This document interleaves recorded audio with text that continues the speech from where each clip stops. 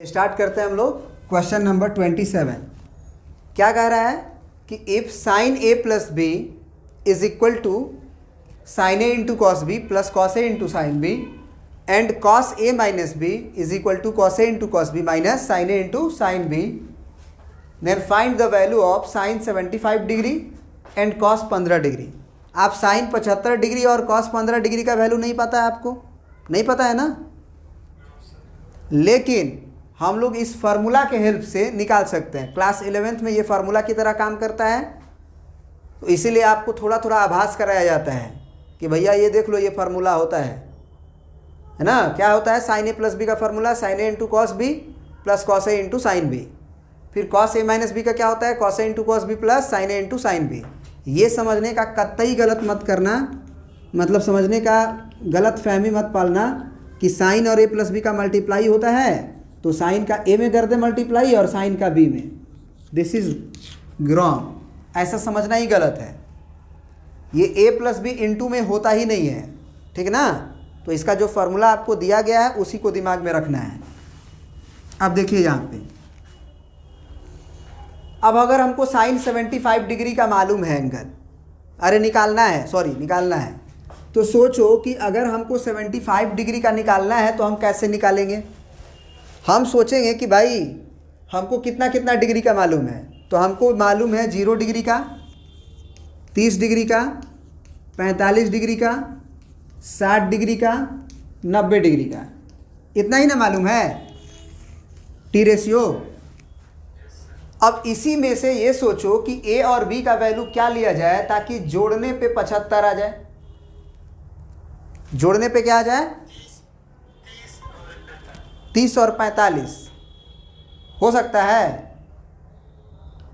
5 और 4 3 7 75 हो गया। तो अगर हम ए का वैल्यू 30 डिग्री ले लें और बी का वैल्यू 45 डिग्री ले लें, तो यहाँ पे तो भी ए के जगह पे 30 ही ना डिग्री डालोगे। अगर इसको ए माने हो इसको बी माने हो तो ए के जगह पे 30 डिग्री तो साइन 30 डिग्री भी पता है, बी के जगह पे 45 डिग्री कोस 45 डिग्री भी मालूम है। तो जो मालूम है उसके टर्म में जो नहीं मालूम है उसको कन्वर्ट कर देते हैं। तो हम क्या मान लेंगे? लेट ए बराबर 30 डिग्री एंड बी बराबर 45 डिग्री। कोई बच्चा बोलेगा कि सर हम बी के जगह पे अगर मान ले 30 डिग्री और ए के जगह पे 45 डिग्री तो आंसर आएगा कि नहीं? बिल्कुल आएगा। फार्मूला कभी एक ही चीज़ के लिए वैलिड नहीं होता है, फार्मूला हर एंगल के लिए वैलिड होगा। अब यहाँ पे देखिए, जब हम ए और बी का वैल्यू ये डालेंगे तो यूज फार्मूला, ये साइन ए प्लस बी का वैल्यू क्या दिया हुआ है, बार बार इस फार्मूला को लिखो, sine A into cos B plus cos A into sine B. अब यहाँ पे ए के जगह पे 30 डिग्री और बी के जगह पे 45 डिग्री, तो जहाँ जहाँ ए मिलेगा वहाँ वहाँ 30।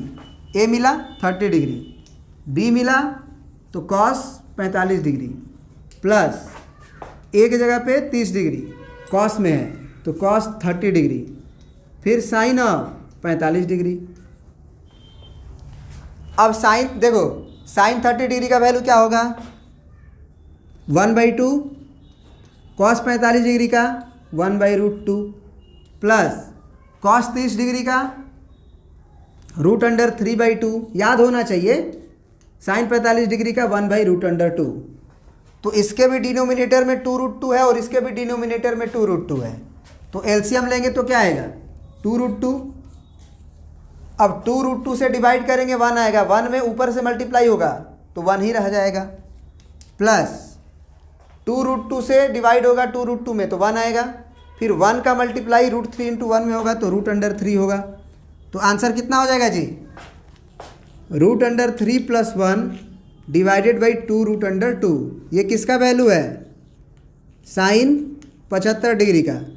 क्लास 11th 12th में जब जाओगे तो ये फार्मूला की तरह याद भी करना पड़ता है कि साइन 75 डिग्री का वैल्यू क्या होता है? √3 + 1/2√2। और जानते हो कॉस 15 डिग्री का भी वैल्यू यही होता है, कॉस 15 डिग्री का भी वैल्यू यही होता है। अब कहोगे वो सर कैसे, दोनों का वैल्यू सेम कैसे हो सकता है? तो भैया तुम एक फार्मूला तो पढ़े हो ना, अभी कम्प्लीमेंट्री एंगल हम पढ़ चुके हैं, याद होगा आपको। तो अभी अभी तुम पढ़े हो ना कि साइन अगर 75 डिग्री है तो साइन को हम क्या लिख सकते हैं, कॉस। तो साइन को कॉस लिखेंगे तो 75 किस में बदलेगा, 90 माइनस 75। तो कॉस ऑफ 90 डिग्री में से 75 डिग्री घटेगा, 15 डिग्री बचेगा। तो जो साइन 75 डिग्री का वैल्यू आएगा वही ना कॉस 15 डिग्री का भी वैल्यू आएगा। बात समझे कि नहीं? अगर नहीं समझे हो तो इस फार्मूला के हेल्प से, दूसरे नंबर वाला फार्मूला के हेल्प से हम कॉस 15 डिग्री का भी वैल्यू बहुत इजीली निकाल सकते हैं। देख लो, उससे भी निकाल देते हैं। चलिए, तो अब ज़रा सोचो कि हम अगर यूज कर ले फार्मूला, जैसे ए के जगह पे हम अभी भी, हाँ अब क्या करना होगा कि अगर तुम्हें कॉस 15 डिग्री चाहिए, कॉस 15 डिग्री, तो ए के जगह पे तुमको 45 डिग्री मानना होगा और बी के जगह पे तुम्हें 30 डिग्री मानना होगा। अगर ऐसा करोगे तो कॉस ए माइनस बी जब यूज करोगे तो ए के जगह पे अगर 45 रख दोगे और बी के जगह पे 30 रख दोगे तो वो अपने आप क्या आ जाएगा, बोलो, कॉस ऑफ 15 डिग्री आ जाएगा कि नहीं? आ जाएगा ना। ए के जगह पे अगर हम 45 रख दें और बी के जगह पे 30, तो 45 में से 30 घटेगा तो 15 आ जाएगा। Actually cos A minus B का फार्मूला पता है, तो cos A into cos B होता है, cos A into cos B और plus sine A into sine B. तो ए के जगह पे तुम क्या माने हो, 45, तो यहाँ पे लिखो cos of 45 into cos of 30 plus sign of 45 into sine of कितना, 30। तो अब बताओ, कॉस 45 डिग्री का वैल्यू 1/√2, कॉस 30 डिग्री का वैल्यू √3/2 प्लस साइन 45 डिग्री का वैल्यू 1/√2, साइन 30 डिग्री का वैल्यू 1/2। फिर से एलसीएम वही आया 2√2, डिवाइड करोगे वही आएगा, ऊपर अंडर √3 होगा, प्लस यहाँ डिवाइड करोगे वही आएगा 1। तो क्या यहाँ भी तुम्हें दिख रहा है कि कॉस 15 डिग्री का भी वैल्यू √3 + 1 डिवाइडेड बाई 2√2 ही आ रहा है? वो इसीलिए क्योंकि कॉस ऑफ साइन थीटा का वैल्यू कॉस 90 माइनस थीटा के बराबर भी होता है। तो कॉस 30 डिग्री का जो मान होगा वो कॉस साइन 60 डिग्री का भी होता है। याद करो कि साइन 60 डिग्री का जो वैल्यू होता है वो कॉस ऑफ 30 डिग्री के बराबर होता है कि नहीं होता है? इसी कारण से होता है क्योंकि कंप्लीमेंट में होता है ना कि sine theta is equal to cos 90 minus theta. ठीक है, तो अब जो है और कोई क्वेश्चन पूछना है आपको? नहीं तो अब अगले एक्सरसाइज में पूछिए। देखो सुनो, तुम्हारा क्वेश्चन ये है कि किसी राइट एंगल ट्रायंगल में अगर क्वेश्चन में दिया रहता है कि ए बी सी में एंगल बी 90 डिग्री है, तो बी को तो भैया हम फिक्स कर देंगे, बी को तो हम फिक्स कर देंगे 90 डिग्री पे, लेकिन ए और बी का पोजीशन सर कहाँ रहेगा? तो आप अपने अकॉर्डिंग जहाँ मन कर रहा है रख लीजिए, ऊपर भी रख सकते हैं, नीचे भी रख सकते हैं, लेफ्ट राइट जहाँ भी। कोई एक वर्टेक्स को ए मान लीजिए, तो ए को उसको मान लिए तो दूसरे को आप बी सी मान लेना। बात समझ गए?